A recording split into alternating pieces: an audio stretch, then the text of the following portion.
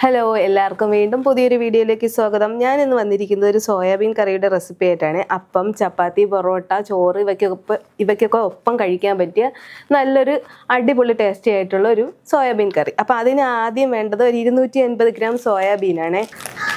അത് ഞാനൊരു ബൗളിലേക്ക് ഇട്ട് കൊടുക്കുകയാണ്.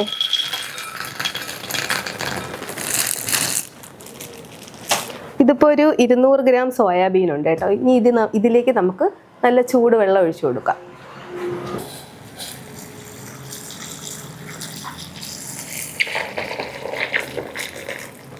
ഇനി ഈ സോയാബീൻ ഒരു 20 മിനിറ്റ് വെള്ളത്തിൽ കിടന്ന് നന്നായിട്ടൊന്ന് കുതിർന്ന് വരട്ടെ. അപ്പോൾ ആ സമയം കൊണ്ട് നമുക്കിതിനുള്ള മസാല തയ്യാറാക്കാം. ഇനി കുറച്ച് ഇൻഗ്രീഡിയൻസ് നമുക്ക് മിക്സിയിട്ട് നന്നായിട്ടൊന്ന് അരച്ചെടുക്കേണ്ടതുണ്ട്. അപ്പോൾ അതിനായിട്ട് ഒരു മീഡിയം സൈസ് തക്കാളി ചെറിയ കഷ്ണങ്ങളാക്കിയത്, ഒരു സവാള 4 കഷ്ണമാക്കിയത്, ഒരു 3 വറ്റൽമുളക്, 2 കഷ്ണം ഇഞ്ചി, ഒരു 10 വെളുത്തുള്ളി അല്ലി. ഇനി ഇത്രയും നമുക്ക് മിക്സിയുടെ ജാറിലേക്കിട്ട് നന്നായിട്ടൊന്ന് അടിച്ചെടുത്തിട്ട് വരാം. അപ്പോൾ ഞാൻ ഇത് നന്നായിട്ട് അരച്ചെടുത്തിട്ടുണ്ടേ. ഇതുപോലെ വേണം അരച്ചെടുക്കാൻ. ഇനി നമുക്കിതങ്ങോട്ട് മാറ്റി വെച്ചതിന് ശേഷം നമ്മൾ കുതിർക്കാനായിട്ട് ഇട്ട സോയാബീൻ നന്നായിട്ടൊന്ന് പിഴിഞ്ഞെടുക്കാം. അപ്പോൾ ഇനി നമുക്കിത് നന്നായിട്ടൊന്ന് പിഴിഞ്ഞെടുക്കാം. അപ്പോൾ ഞാൻ എല്ലാ സോയാബീനും നന്നായിട്ട് പിഴിഞ്ഞെടുത്തിട്ടുണ്ട്. ഇനി നമുക്ക് ഇതിനുള്ള മസാല തയ്യാറാക്കാം. അപ്പം മസാല തയ്യാറാക്കുന്നതിന് വേണ്ടിയിട്ട് ഞാനൊരു പാൻ അടുപ്പിലേക്ക് വെച്ച് കൊടുക്കുകയാണേ. ഇനി സ്റ്റൗ കത്തിച്ചു കൊടുക്കാം. പാൻ നന്നായിട്ട് ചൂടായിട്ടുണ്ട്. ഇനി നമുക്കിതിലേക്ക് 4 ടേബിൾ സ്പൂൺ ഓയിൽ ഒഴിച്ചു കൊടുക്കാം. എണ്ണ നന്നായിട്ട് ചൂടായിട്ടുണ്ട്. ഇനി നമുക്ക് തീ ലോ ഫ്ലെയിമിൽ വെച്ചതിന് ശേഷം ഇതിലേക്ക് സ്പൈസസ് ചേർത്ത് കൊടുക്കാം.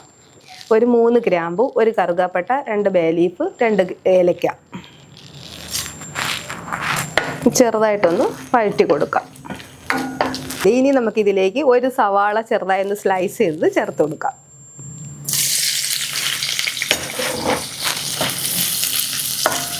തീ ഒന്ന് കൂട്ടി വെച്ച് നന്നായിട്ടൊന്ന് സവാള നന്നായിട്ട് റോസ്റ്റായി വരുന്നത് വരെ വഴറ്റി കൊടുക്കാം.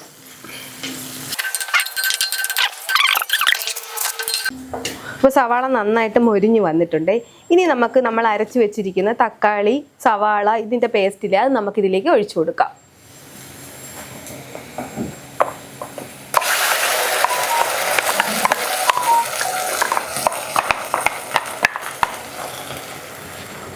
ഇനി നന്നായിട്ടൊന്ന് ഇളക്കി കൊടുക്കാം. അപ്പോൾ ഈ സവാളയുടെയും തക്കാളിയുടെയൊക്കെ ജലാംശം നന്നായിട്ട് വറ്റി കുറുകി വരുന്നത് വരെ വേണം വഴറ്റി കൊടുക്കാനേ.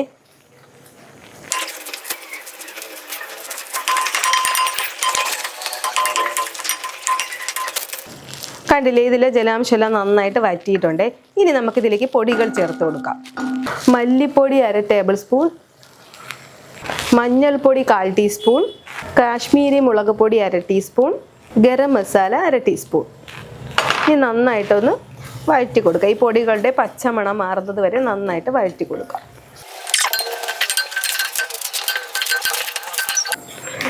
ഇപ്പോൾ കണ്ടില്ലേ, പൊടികളുടെ പച്ചമണം എല്ലാം മാറി നന്നായിട്ട് കുറുകി വന്നിട്ടുണ്ട്.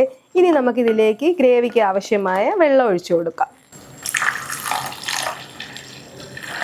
ഇപ്പം ഞാൻ 1 കപ്പ് വെള്ളമാണ് ഇതിൽ ഒഴിച്ചിരിക്കുന്നത്. ഇനി നന്നായിട്ടൊന്ന് മിക്സ് ചെയ്ത് കൊടുക്കാം. അപ്പോൾ നമ്മൾ ഇത്രയും നേരമായിട്ട് ഇതിനകത്ത് ഉപ്പ് ചേർത്തിട്ടില്ലായിരുന്നു. അപ്പോൾ നമുക്കിതിലേക്ക് 1 ടീസ്പൂൺ ഉപ്പ് കൂടെ ഇട്ട് കൊടുക്കാം.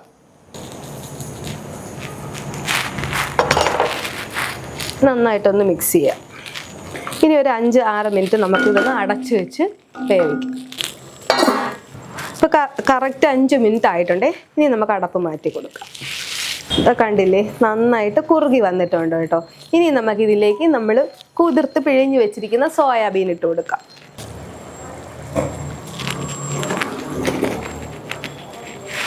ഇനി നന്നായിട്ടൊന്ന് മിക്സ് ചെയ്ത് കൊടുക്കാം. ഇനി ഈ സോയാബീനും മസാലയും എല്ലാം നന്നായിട്ടൊന്ന് പിടിക്കുന്നതിന് വേണ്ടി ഇത് നന്നായിട്ടൊന്ന് ഇളക്കി കൊടുക്കാമേ. ഇപ്പം നന്നായിട്ട് ഗ്രേവി എല്ലാം കുറുകി മസാലയെല്ലാം സോയാബീനിൽ പിടിച്ചിട്ടുണ്ട്. ഇനി നമുക്ക് ഈ സോയാബീൻ വേവുന്നതിന് വേണ്ടിയിട്ട് അല്പം വെള്ളം ഒഴിച്ച് അടച്ചു വെച്ച് വേവിക്കാം.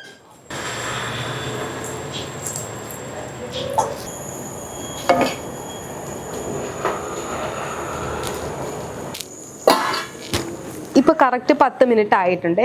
ഇനി നമുക്ക് അടപ്പ് മാറ്റി കൊടുക്കാം.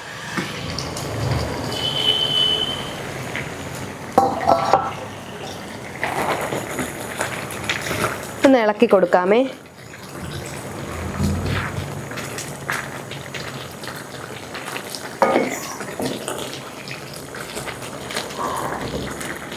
ഇനി നമുക്കിതിലേക്ക് ഒരു 2 ടേബിൾ സ്പൂൺ മല്ലിയില ഇട്ട് കൊടുക്കാം. ഒന്നുകൂടെ ഒന്ന് മിക്സ് ചെയ്യാം. അപ്പോൾ ഈ സമയത്ത് ഉപ്പ് കറക്റ്റ് ആണോ എന്ന് ഒന്നുകൂടെ നോക്കണം കേട്ടോ. ഇതിപ്പോൾ കറക്റ്റ് ഉപ്പാണ്.